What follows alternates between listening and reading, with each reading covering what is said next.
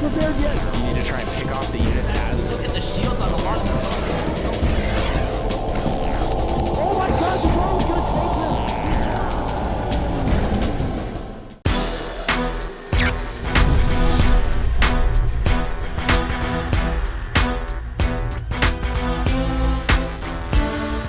What's up, everybody? We are back. This is Pain User. And this is HD. And we have a winner's bracket round 1 game for you guys. This is going to be between FX Open's mOoNan spawning as our red Terran in the 9 o'clock position.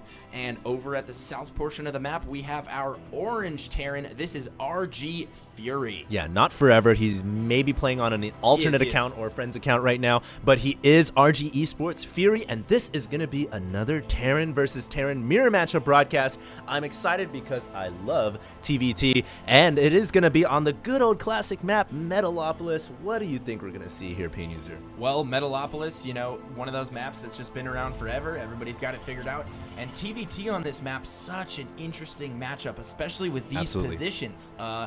It's so easy to camp out your opponent's production line. Yep. Hopefully, both of these players keep their main production facilities away, next to their command centers. Away from the northern wall position there. Because in the mid game, what'll often happen is players will fight for positioning at the Xel'Naga tower. And whoever wins that positioning battle is able to get position at their enemy's base and then start to elevator units into the main, which just creates such a difficult situation to get out of. Yeah, it's just absolute havoc and carnage, and that's why in TVT, which relies a lot on tanks, you need to keep your production facilities next to your command center. Don't leave your buildings vulnerable, and that's also really the reason why in Terran versus Terran, you never see them wall their ramp off. I mean, it's just, there's really no added benefit to that. Asking to get those units killed. The supply depots will go down. Sometimes walling your ramp can be really good. It really depends. It can work for you or it can backfire. If they open with Hellions or Blue Flame Hellions, sometimes walling can be great. But in general, I think it's not even worth it. Not to mention, if someone tries to run up your ramp with a couple of Hellions, you should have quite a few Marines there.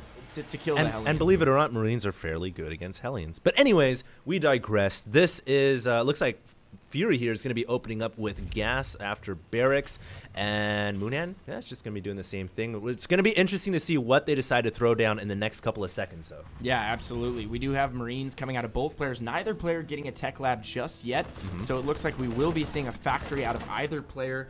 Neither of them looking to do a Reaper opening. Everything essentially mirrored up until this point. Looks like mOoNan is going to win the positional battle for the Xel'Naga. Nope. Oh, never mind. Fury bringing in his initial Marine, but mOoNan is going to come right back with a Marine of his own, playing a little bit of cat and mouse here in mid. And who is going to come out on top? It looks like mOoNan will retain control over that Xel'Naga tower, and that's actually a pretty big deal. It gives you so much security. It gives you so much safety, and in the event that your opponent pushes, you're going to get a nice little heads up on what's coming and when it's coming. Absolutely. Xel'Naga watchtowers are so key, especially with these spawn points. You guys can see now mOoNan, he fell back with his weakened SCV and Marine. He's deciding to bring out another SCV here, tagging the watchtower. Doesn't want to take it quite yet, and he's actually going to send this SCV into scout, but it may be picked off by these Marines at the perimeter. Doesn't look like it. We'll see what mOoNan can see, but in the meanwhile, Fury is building the factory down as he's getting a second gas. And for mOoNan, he is getting only... Oh, we do have a reactor coming out of mOoNan. Both players choosing not to add add-ons onto their factories, just producing Hellions immediately. Also, both players adding starports immediately after the factory. So, look to see both of them using this Marine Hellion medevac style. And that is so good with these close positions. You can ferry units into the main. You can drop Marines in the back and swing around with Hellions through the front, up the ramp. That actually works out very well for a lot of players. And it looks like who got the first shot off? I don't know. It looked almost I think they got the me. same shot off. And they both kind of weakened each other for about 4 or so HP. Now, you were mentioning the drops, very key, Pain User, absolutely right. Also, the steam vents here can prove to be a good spot to drop in as well, and mOoNan actually hasn't built a supply depot here, whereas his counterpart, Fury, has. And I like what Fury's done. He's just using every building to his advantage. If you actually look, Fury has buildings positioned all the way around his base in a perimeter, so he's got like an early warning system for drops, and that's really a great thing to have. In TBT, Marines with a medevac can just decimate your mineral line so quickly. Also, Hellions can as well. Oh, and it looks like he is going to be able to maybe catch. Oh, and it does finally get that last shot off, just biting at his heels, takes out that Hellion, and he is going to ferry all of these units directly into the main of mOoNan. mOoNan looks like he might have enough to deal with this. It's going to be close. All right, yeah, Fury is going to be dropping off. He's double loading and double elevating forces into the main of mOoNan. mOoNan doesn't know. I don't know if he's prepared for this. He may have to pull SCVs off the line to fend this off. Remember that dropship can't heal, but mOoNan has a dropship of his own, and there is some serious action going down right here. With a horrible missed micro right there, moving his Hellions around. They weren't firing for the entire duration of that fight. I don't know what he was thinking. It could have been the delay. He is from Europe, obviously. Matches between European players and American players obviously played on the North American server. I don't think that mOoNan is in Korea during the time that this was played. I know he's not actually, so he was still in the United States. And mOoNan going to be able to exact his will in RG Fury's base right now. He just has total control, and he's going to be forced to pull SCVs here, and the Hellions are just going straight through him. The Hellions here are going to cleave the SCV line. There's Marines are right now tanking the fire from those SCVs. It doesn't really matter, though. mOoNan doing some serious damage, and if we pull up the workers killed tab, doesn't look like it's working in this replay. So we could just pull up the income tab, and we see that Fury is suffering right now. He has 7 less SCVs than his opponent, and Fury now in a little bit of trouble. What is he going to do? We do have Banshee follow-ups from both players. This is getting dirtier and nastier by the second. Hellion openers into Banshee. Both players getting cloaked.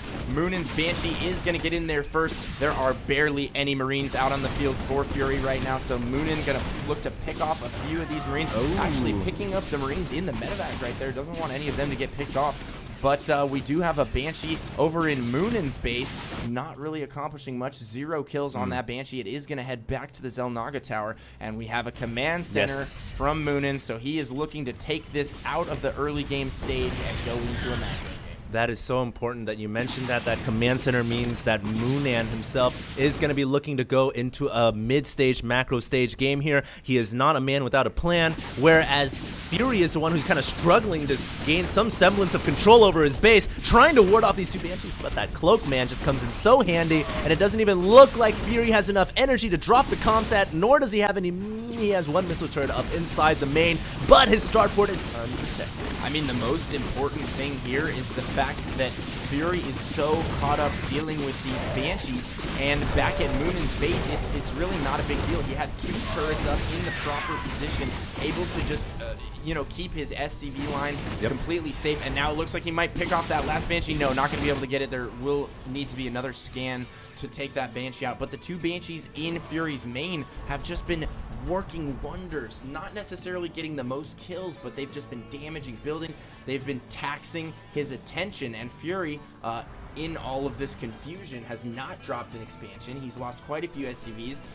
He hasn't really been focused on his infrastructure, and he's getting farther and farther behind. He's down on harvesters, and he's down by command center. Yeah, that when you mention the infrastructure, that basically means he doesn't have an extra command center, whereas mOoNan does. And as soon as mOoNan decides to, lift this off and secure his natural, he's going to be in a great position to continue forward with this game because he's going to have double the economy. I do believe he is getting siege mode as well. It looks like we have an elevator by Fury here as he's trying to bring in some Hellions, but the Banshees are going to just put a stop to this, and the Hellion has to take the front door to get out of there. Yep, and mOoNan scouting on the far side of the map, looking for possible expansions with that Banshee. He is going to be able to slide in at the bottom of the mineral line. It doesn't look like Fury has much there to deal with it. Let's check out his mineral line real quick. He has 1 turret, so I think mOoNan will be able to find a sweet spot somewhere there in the mineral line and do quite a bit of damage. But we do have Fury's entire force moving out across the midfield right now. He does have quite an air force, several Vikings and a Banshee, and it looks like he's going to try and bring it to mOoNan right here. Wow, if this push works, this is going to be incredible, but right now Fury has to multitask. He has to keep his...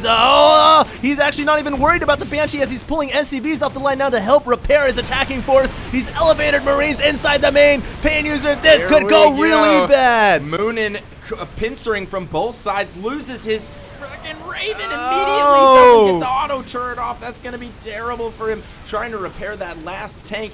Fury bringing those SCVs off the line, but those SCVs really not accomplishing anything. And wow, mOoNan in such a fantastical position right now. He has fantabulous, amazing position. He is so far ahead right now. It's going to be very, very difficult for him to lose this game. Amazing Labulus.